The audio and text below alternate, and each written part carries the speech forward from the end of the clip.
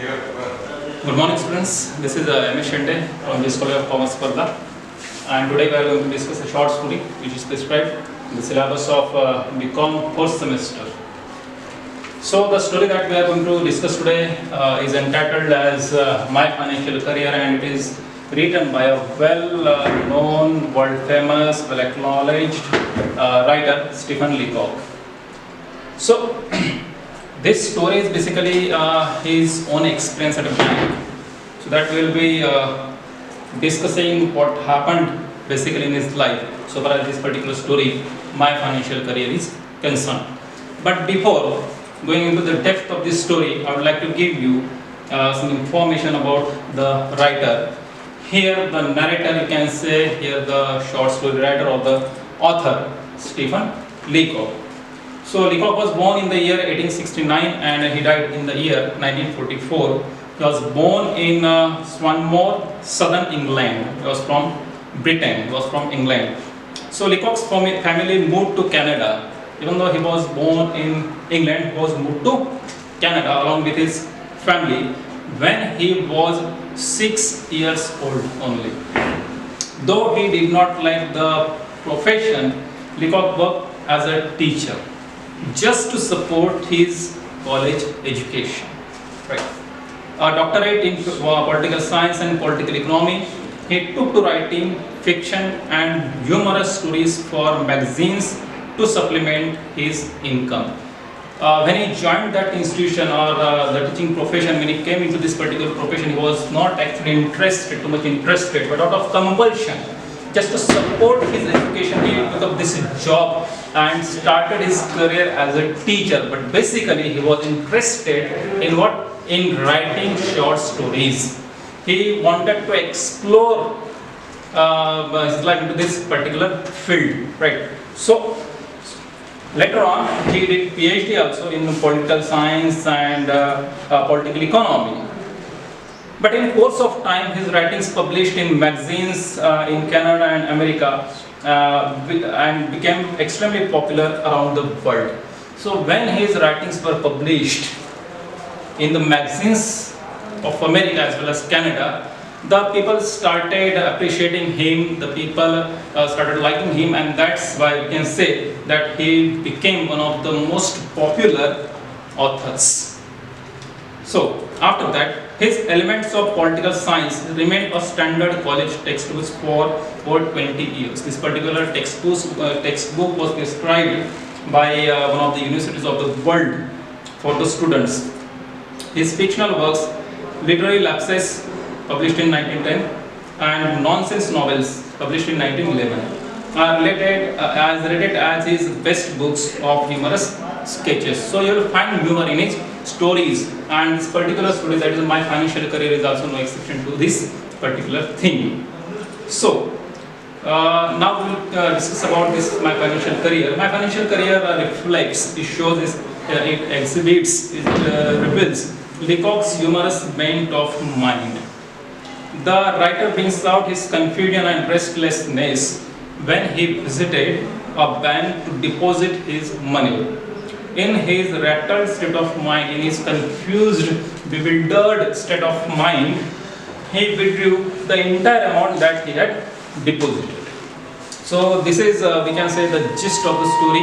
In short, this entire story is described in these few lines. So now we will go line by line and we will discuss the story, that is My Financial Career. Now I am going to start the main part of the story. When I go into a bank, I get rattled. Here Stephen Leacock, who is considered as the narrator, because basically instead of author's name we use the word narrator because it is supposed that the person who is narrating this story may be the author himself or maybe any other person who is shown as a narrator. Okay, not necessarily that the narrator is the author himself, right? So that I will be using the word the narrator. So the narrator here says, when I go into the bank, I get rattled. Rattled means I have written the meaning of this particular word here on the blackboard. That is, rattle means confused. So he says that whenever I go to bank, I get confused. The clerks rattle me. The people working in the bank rattle me. Rattle me means confuse me. The wicket rattles me. Wicket means if you go to the bank, you will see so many counters are there. Counter section is there, manager's cabin is there, class sections are there, right? So all these people are the bankers. So when this person, the narrator, sees those people, he gets somewhat confused. The sight of the money, when we speak about bank, automatically the thing which comes into our mind is that what?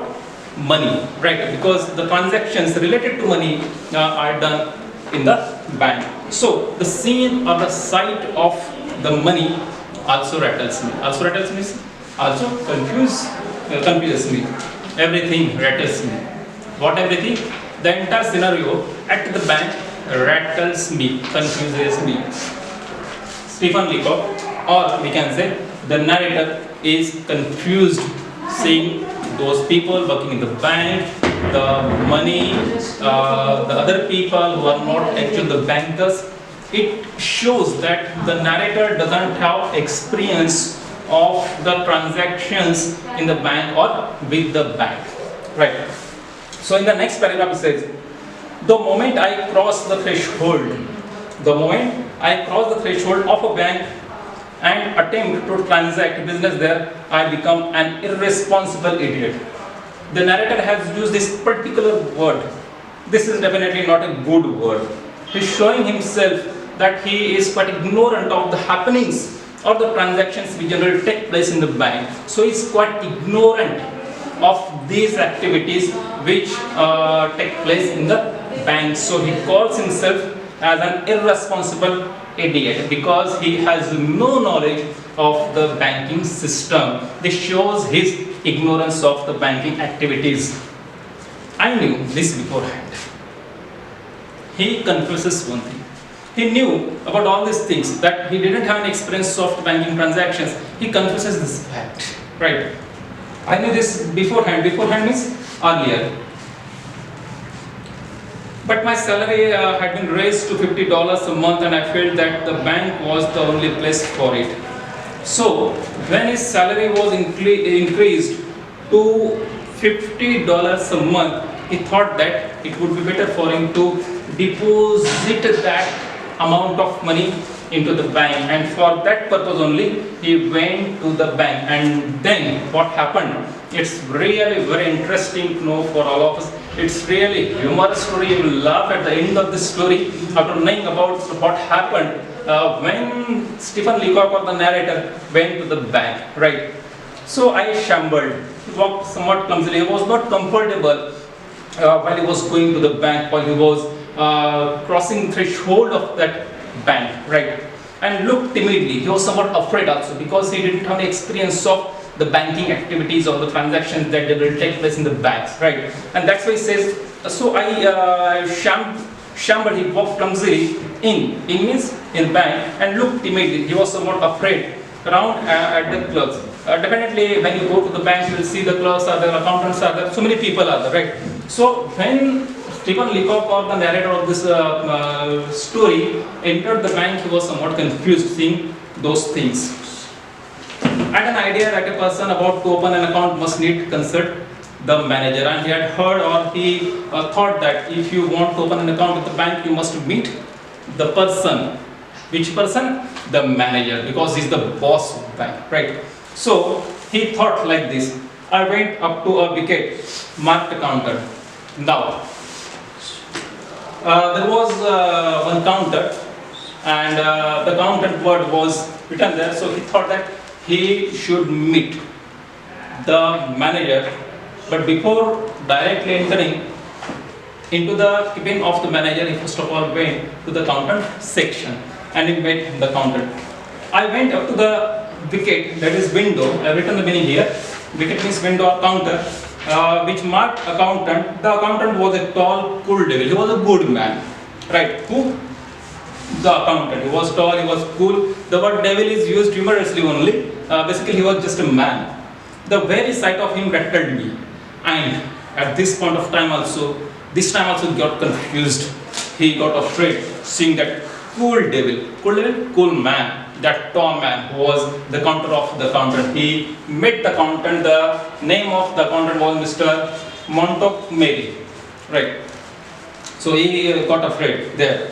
The accountant was a tall, cool devil. The very sight of him rattled confused me. My voice was sepulchral, somewhat sad and nervous, serious. Actually, when the narrator entered the bank, when he crossed the threshold of the bank, he was confused. He was afraid also. He was nervous. And this happened. Why? Because he didn't have any experience of the banking transactions. And the first time he was entering the bank, he wanted to open an account with that particular bank. So, after that, what happened? He went there, he met the accountant and asked, "Can I see the manager?" He asked this question to the accountant. "Can I see the manager?" means, "Can I meet the manager?" I said, he said, and added solemnly, very politely, "Alone." This particular word alone is in single inverted comma. It means the narrator or the author or the writer of this story wants to highlight or give stress or give emphasis on this particular word. This is very important here especially. So, can I see the manager? Alone. He was giving stress on this particular word, right? I added solemnly, alone. I don't know why I said alone. And he clearly confesses here that he didn't know why did he mention this word alone. He just wanted to meet the manager. For what purpose? Let's see. Certainly, said the accountant. So when he requested, can I meet the manager? The accountant said, okay, no problem. Because so many people go and meet the officials. Okay, so in the same way, this person, this narrator, Stephen Leacock, also had gone to that particular bank. Certainly, said the accountant and fetched him. Fetched him means took him. Took him. The accountant took this person or the narrator of the story to the cabin of the manager. The manager was grave, calm man. Grave means serious, right? The manager was a grave, calm man. I held my $56 clutched in a crumpled ball in my pocket. Actually, he was carrying, when he entered the bank, he was actually carrying how much amount? $56 in his pocket. Hello, the manager. Now this person, this narrator entered the cabin of the manager. Of course, manager was sitting in his chair. So I said, God knows I didn't doubt it. Yes, he said. The manager said, yes, I am the manager of this bank. Can I see you? I asked again, alone? Can I meet you alone? Actually, the accountant had taken this Stephen Leacock to the manager. Okay, so he repeated the same words which he had said already to the accountant and wanted to meet the manager alone. Can I see you? I asked alone. I did not want to say alone again, but without it, the thing seemed self-evident. The manager looked at me. So when he stressed this particular word, when he gave stress on this particular word, that is alone, the manager looked at him and he became serious. Right? Who? The manager. He felt that I had an awful secret to reveal. The manager thought that this person had some secret to tell him. That is manager. We are safe, come here. And then the manager allowed Stephen Leacock or the narrator in a room where there were only two persons, first the manager himself and second Stephen Leacock or the narrator of the story. Only these two persons were in that room. No one else other than these two characters or the persons or people was there. Come in here, he said, and led the way to a private room. He turned the key in the lock and he locked the room. We are safe from interruption here, and he said, the manager said that we are safe here, nobody is going to hear us, listen to us, and that's why you can just tell me what secret you have to tell to me. I found no voice to speak, but he didn't have courage. The narrator, Stephen Leacock, didn't have courage to tell the fact for what purpose he had come to that bank. He simply wanted to open an account But as he had no knowledge of banking transactions and the system, he directly went to meet the manager. You are one of Pinkerton's men. This Pinkerton word is important. Pinkerton means detective agency. So the manager felt that Stephen Leacock or the narrator was from this detective agency, that is Pinkerton men. So he asked this question, are you one of Pinkerton's men? I presume, I assume. The manager is saying this. He said, he had gathered from my mysterious manner that I was a detective. The manager had thought that Stephen Leacock was a detective from the agency, that is Pinkerton agency. I knew what he was thinking and it made me worse. No, not from Pinkerton's, I said, seemingly to imply that I came from a rival agency. So he told this fact, he disclosed this fact. Who? Stephen Leacock or the narrator disclosed this fact to the manager and said that no, I am not Pinkerton's man, I am not any detective. To tell the truth, I went on as if I had been prompted to lie about it. I am not a detective at all. And he confessed another thing, he disclosed another thing, and that he was not any detective at all. I have come to open an account. I intend to keep all my money in this bank. And then he disclosed the thing. What? He clearly told the manager that he had come to the bank just to open an account with the bank. So he told this fact to the manager. Then what happened? The manager looked relieved but still serious. He concluded now that I was the son of Baron Rothschild or a young god. And when he confessed, when he disclosed the fact that he was not he was not from Pinkerton detective agency, he was not detective, the manager became somewhat relaxed. And then the manager thought that he must be a rich person to deposit a very hefty amount of money, a very big amount of money into that bank. I used here two words, that is Baron Rothschild and young god. These are the name of somewhat very rich people of England. So the manager thought at first that Stephen Leacock or the narrator must be a very big man, financially very sound man, right? A large account, I suppose, he said. He thought like this about this person. Fairly large, I said. I propose to deposit $56. He had gone to the narrator had gone to the bank just to deposit how much amount of money? $56. Only $56. The manager got up and opened the door. He called to the accountant, Mr. Montgomery. He said unkindly and little bit loud, this gentleman is opening an account. He will deposit $56. Good morning. I rose. So when he got disillusioned with this person, Stephen Leacock, the manager, really he was becoming somewhat rude now, right? When the fact came to him that he was neither a detective nor a rich man. He just wanted to open an account and wanted to deposit $56. It was a very small amount of money, right? So he showed him the way to the door and called the accountant, Mr. Montgomery, that this person wants to open an account with our bank and he wants to deposit how much? Only $56. He was becoming somewhat little bit rude, right?